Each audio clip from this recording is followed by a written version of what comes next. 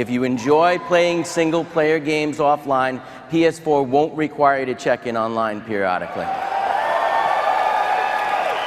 So that was a lie. Okay, PlayStation is tripping, all right? They tripping less than what I thought. I'm glad I waited, but they still tripping. So it started off with this. People found out that there's a new, quote-unquote, new DRM on the PS4 and PS5 that basically will be checking every 30 days to see if you're online and if you can play your game or not. So every 30 days, there'll be a countdown, as you can see right here, and it shows valid until this point in time. This is not for PS Plus games, by the way, not for PS Plus games. PS Plus games already have this. Like, people already understand that you're basically not owning PS Plus games. You're just basically using them as like a live service type thing.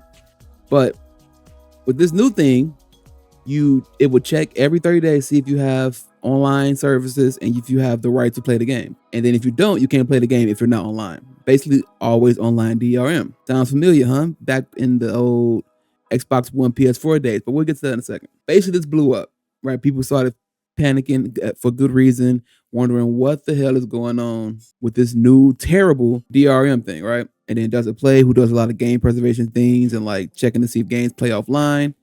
Was like, got a word from an anonymous insider that the DRM issue is unintentional. From what we've gathered, Sony accidentally broke something while trying to figure out an exploit.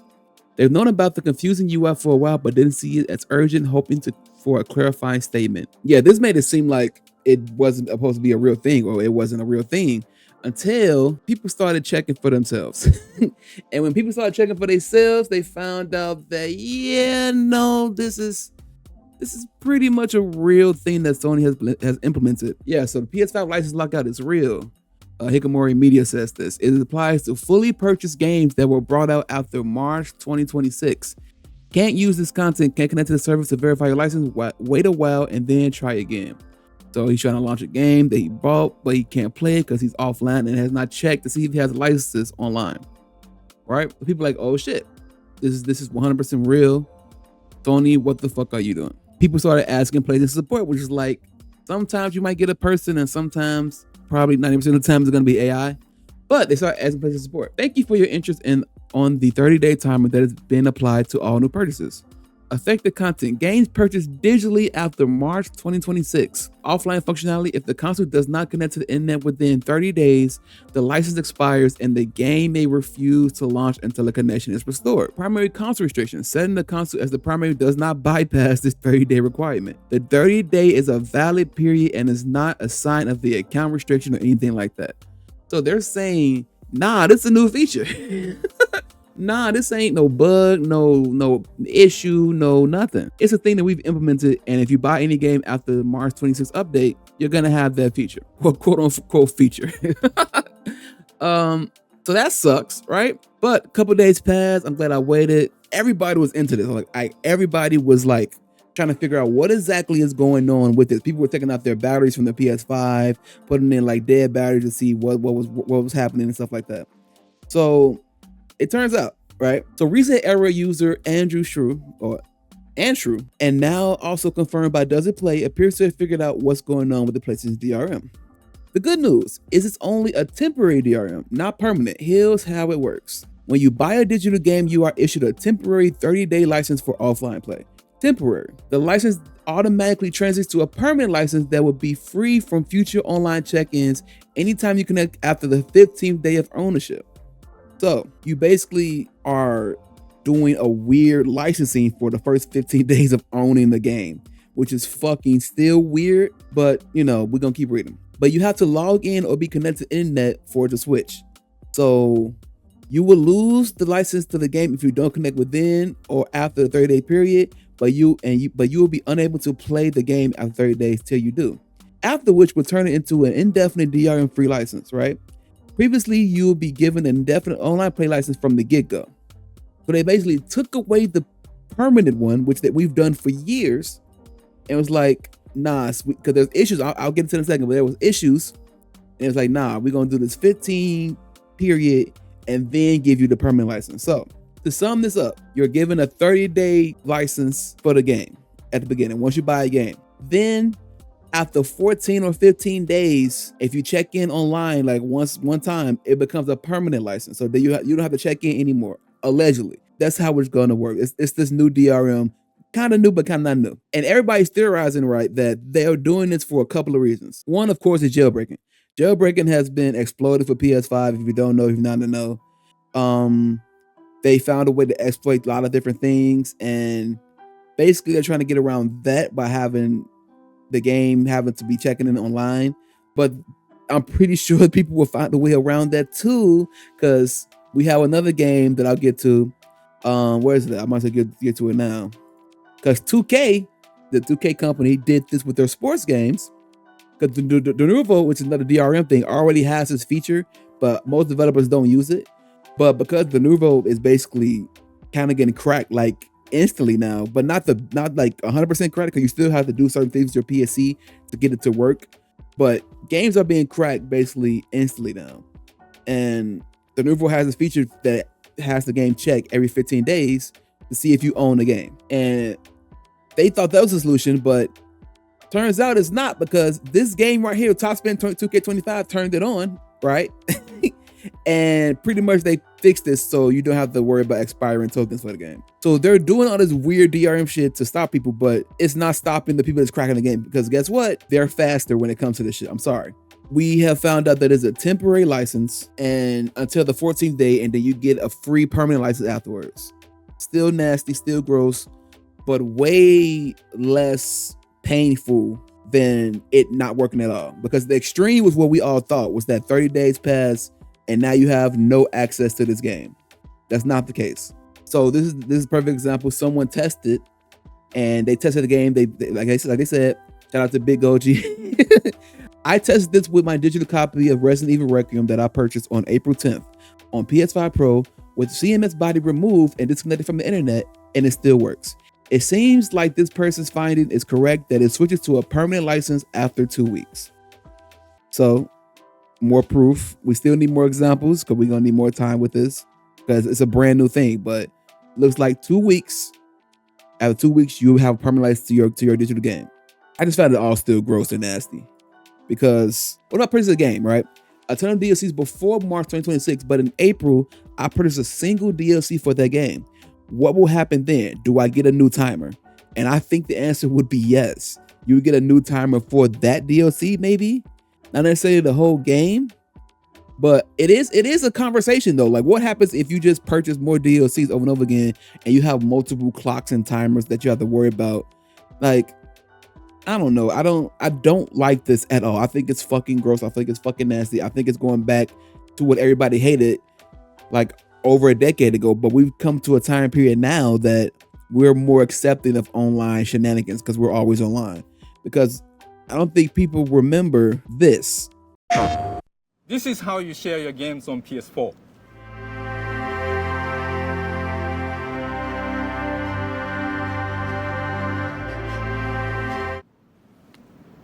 Thanks. PlayStation. They shit on Xbox so fucking hard, right? Because you don't know if he wasn't there. Way back in the day, the Xbox One was coming out after the successful, super successful launch and almost decade release of the Xbox 360, right? And then they was talking like, yo, we're gonna have TV, movies, TV, always online. It's like, whoa, everything else you said sucked too, but what is that?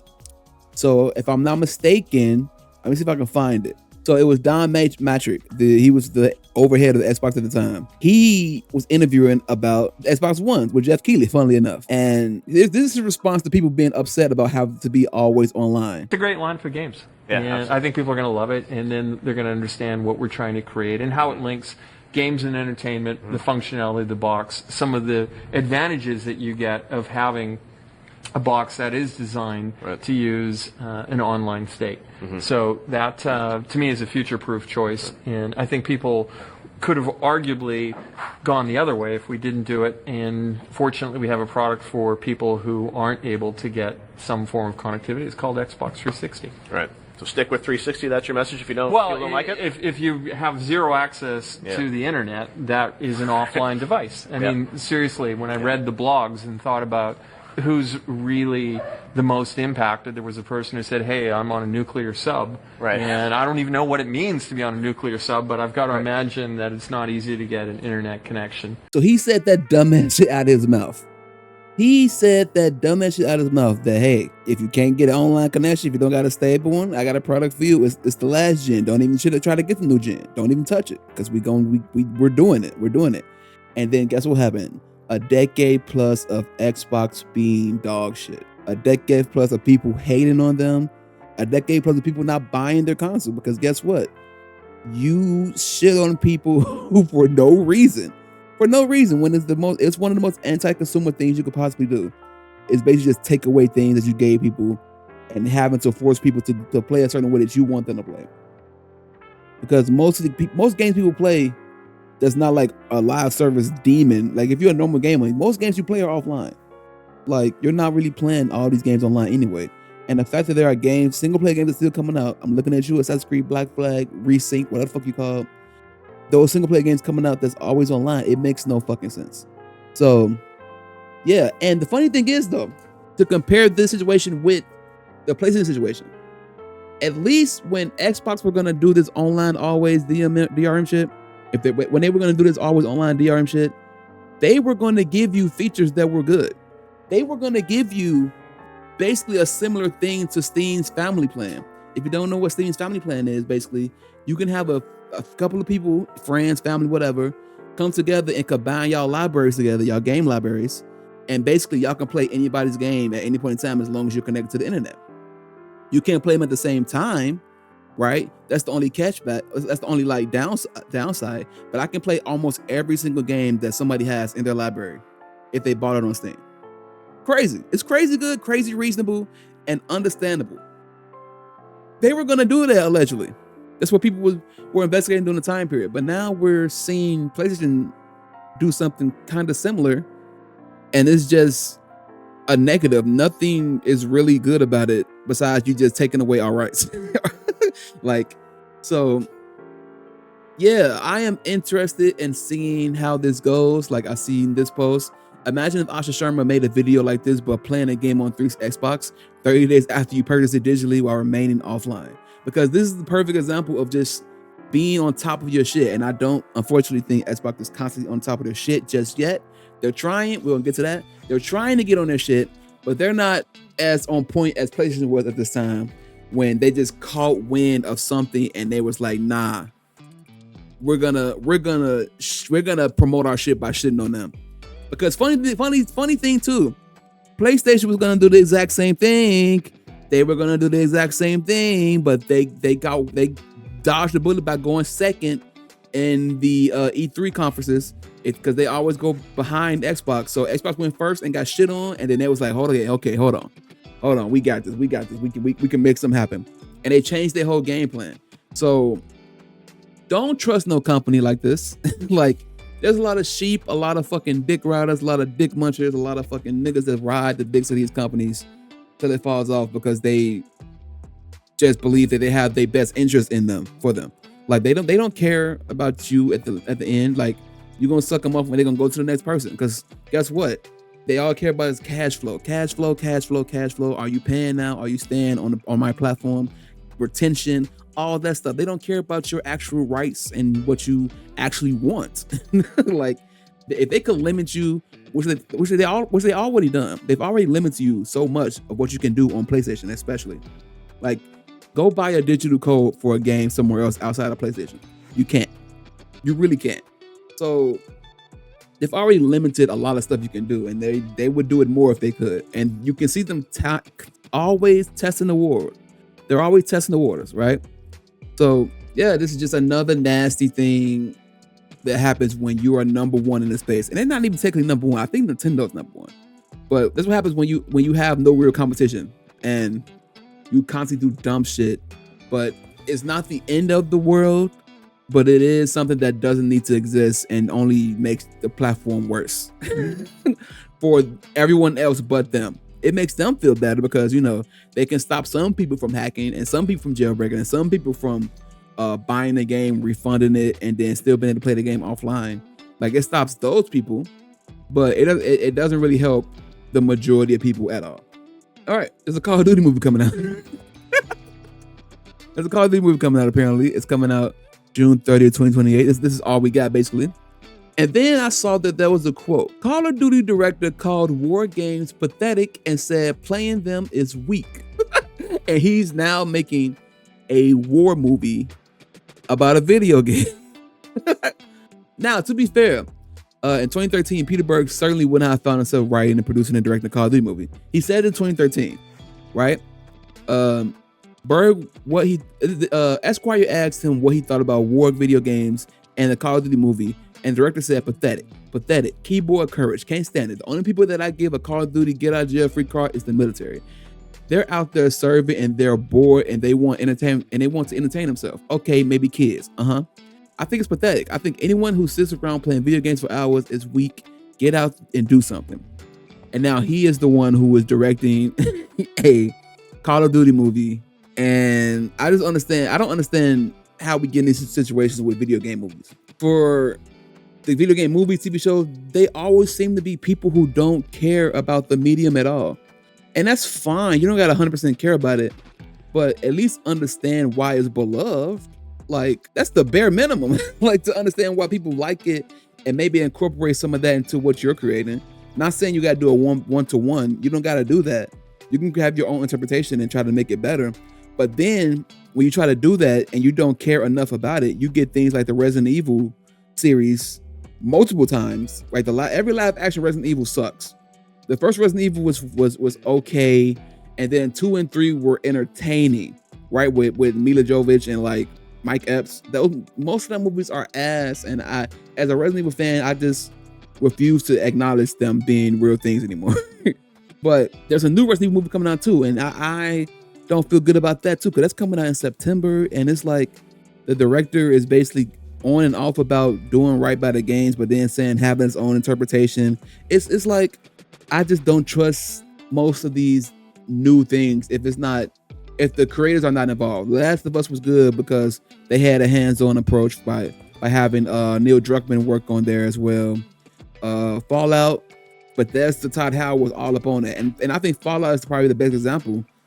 And Arcane, of course, but Arcane is animated. But I'm talking about mostly live action stuff.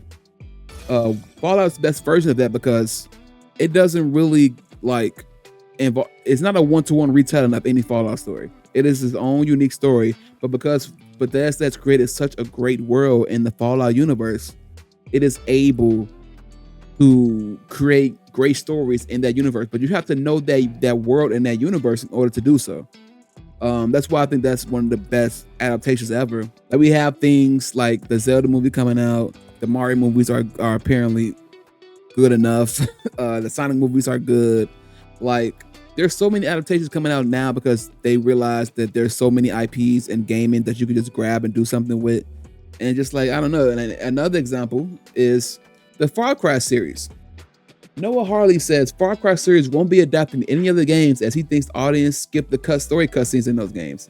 When you play a video game, you only really move forward through the gameplay section, and then you have these cutscenes that you can skip. Same thing with The Witcher. Witcher show writers, we just like the games and books. Halo show writer, we didn't look at the game, didn't talk about them.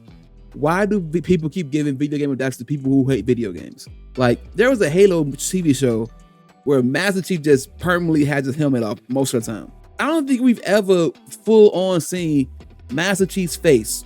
We've seen him take off his helmet, but we've never really seen his face in like a conversation or like him just looking at the camera. You know what I'm saying? And it's like, that's one of those things that like, oh, you obviously don't care about anything. You don't care. Witcher. Shout out Henry Cavill. He was the Witcher, the first Witcher, and he was trying to get them to like understand the books, the game, something. And they just didn't care. And then he left the show. Right? You have to have some sort of care towards the books. I mean, not books, towards the video games. And I understand Far Cry is like more of an anthology series, right? Where every story is different every game, and like it's all about the big bad and the wild, surreal experience that you experience doing that world that you land in, depending on if it's an island, a destroyed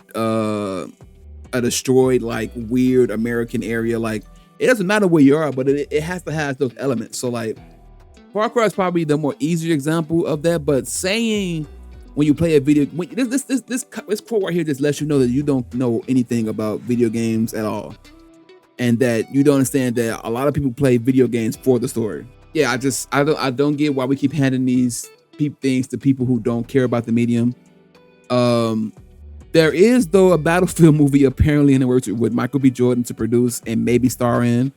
And Christopher McQuarrie, I believe he did like the couple of Mission Impossible movies and stuff like that, and like Top Gun, Maverick. Sure, I think Michael B. Jordan will probably be able to like have some sort of like understanding of the medium. I don't know if he's really into gaming like that. I know he's in anime, but he's not really into gaming like that. But who really knows? Shuhei Yoshida had a big interview recently. If you don't know, he's the former head of Sony Worldwide Studios. He said Jim Ryan fired him. Jim Ryan wanted to remove me from first party because I didn't listen to him. He asked me to do some ridiculous things, and I said no.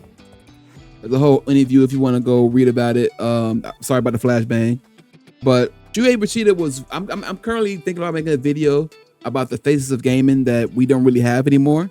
But he was one of those faces that like you understood, like cared about gaming and cared about like uniqueness in game too. Like he brought a lot of like freshness to the PlayStation IPs, and like he was one of those ones, you know what I'm saying? Glad Jim Ryan's gone.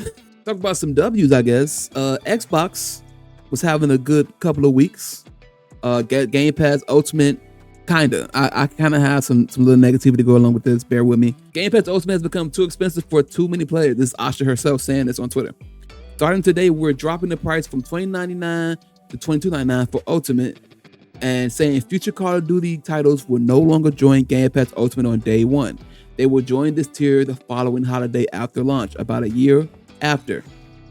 Current Call of Duty titles will remain available to Ultimate subscribers. We'll keep learning and evolving Game Pass to better match what matters to players. This is fine. I think it was the only option if you wanted to lower Game Pass was to remove Call of Duty from it, because Call of Duty is like what made it go up exponentially. But it's still, you're still taking away something that you gave. And like people celebrated this, and I get it. And probably most people didn't really touch Call of Duty. But yeah, you still took away a feature that I took away a game that was part of the collection. Like now the discussion will be, what does day one Game Pass on Game Pass mean now? Like, because not every game probably will be day one on Game Pass. And it's just me glazing Resident Evil 7.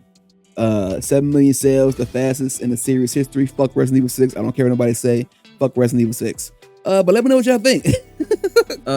This PlayStation DRM shit, ass or not, most likely it's ass. What gaming like movie or TV show are you excited about still? Because there's so many of them coming out that are just like, all right, I guess that's a thing now. Like, I guess I might watch it, but are you actually like excited to see any of that now? I don't know.